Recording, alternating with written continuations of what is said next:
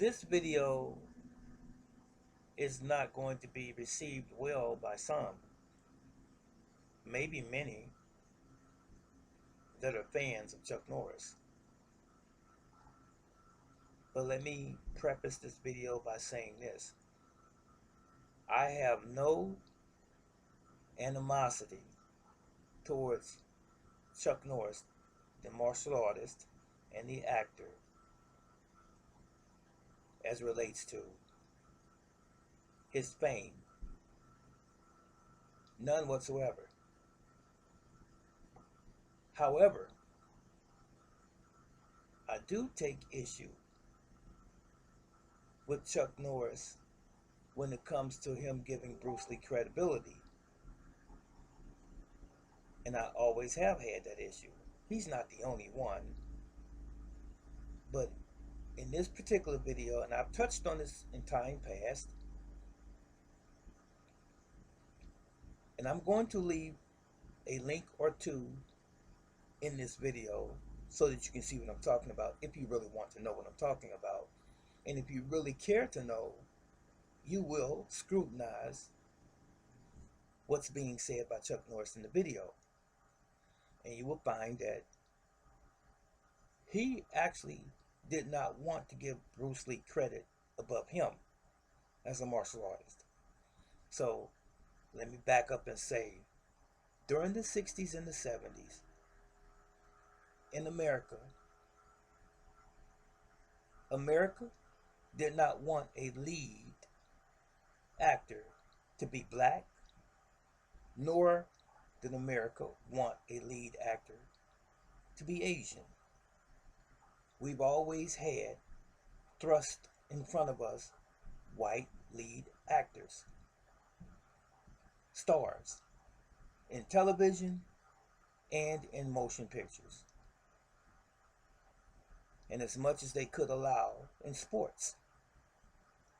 But it seems in these years, more blacks dominate the sports, football and basketball, than whites, even though there's some very good or great basketball and football players. Just saying.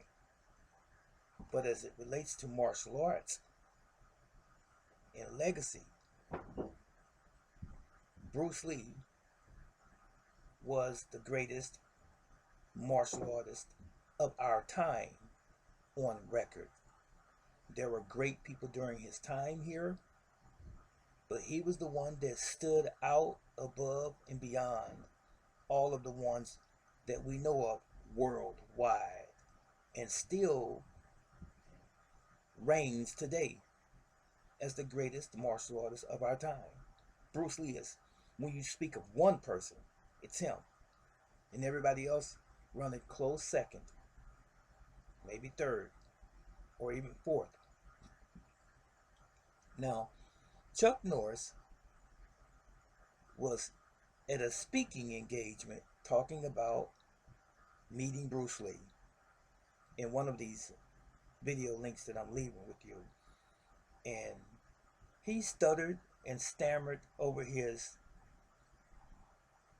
message about how he knew Bruce Lee and met Bruce Lee, and that he taught Bruce Lee basically kicks, because Bruce Lee wanted to kick from the waist down, which is practical on the street, and I know that to be true as far as Bruce Lee being practical.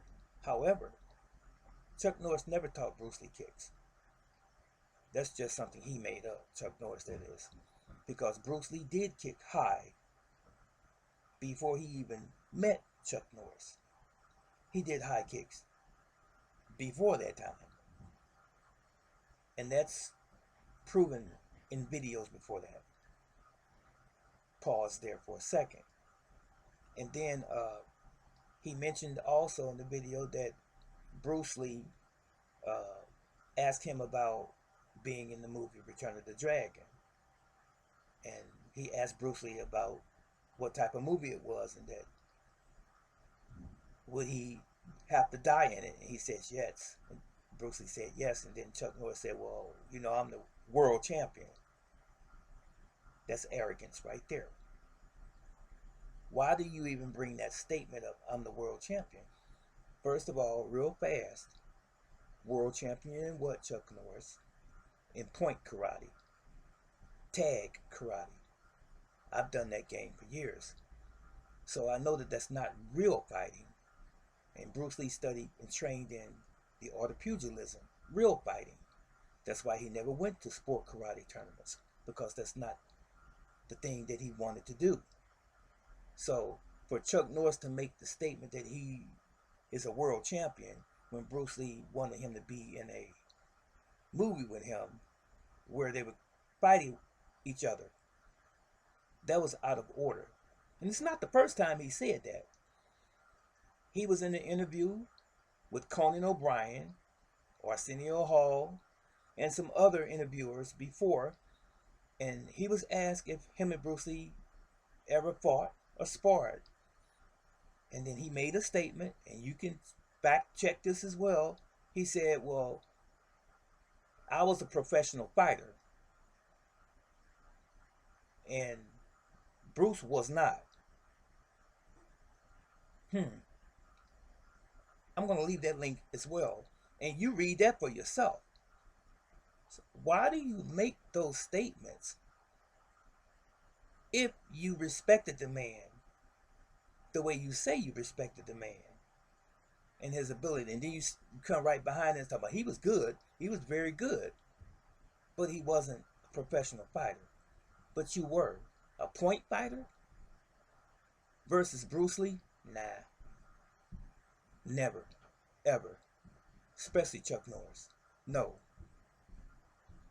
And if you looked at the movie, if you watched the movie Return of the Dragon, Bruce Lee's kicks were superb, were fast, and camera speed would have to be slowed down to even interpret Bruce Lee's kicks. But when you watch Chuck Norris kicking in the same film, much slower, and he wasn't pretending. That's just who he was and what his ability was, subpar to Bruce Lee. Why didn't he ever want to give the man his credit? I know. He didn't want an Asian to be the lead and him be second billing. That's it in a nutshell. In white America at the time. Now, you may not like, whoever it is that's listening to this right now, you may not like what I'm saying, but it's the truth. And like I said, it can be fact checked. And if you really care about the truth, you will look at it and find it to be true. If you're using common sense and critical thinking. And it's not that hard. So, there's a reason that Bruce Lee stands as the greatest martial artist of our time, and Chuck Norris is not. He's a good martial artist, but he's not great. By no stretch of the imagination, and he's nothing compared to Bruce Lee. Nothing. Very few people were close to Bruce Lee's skill level during that time. That's a fact.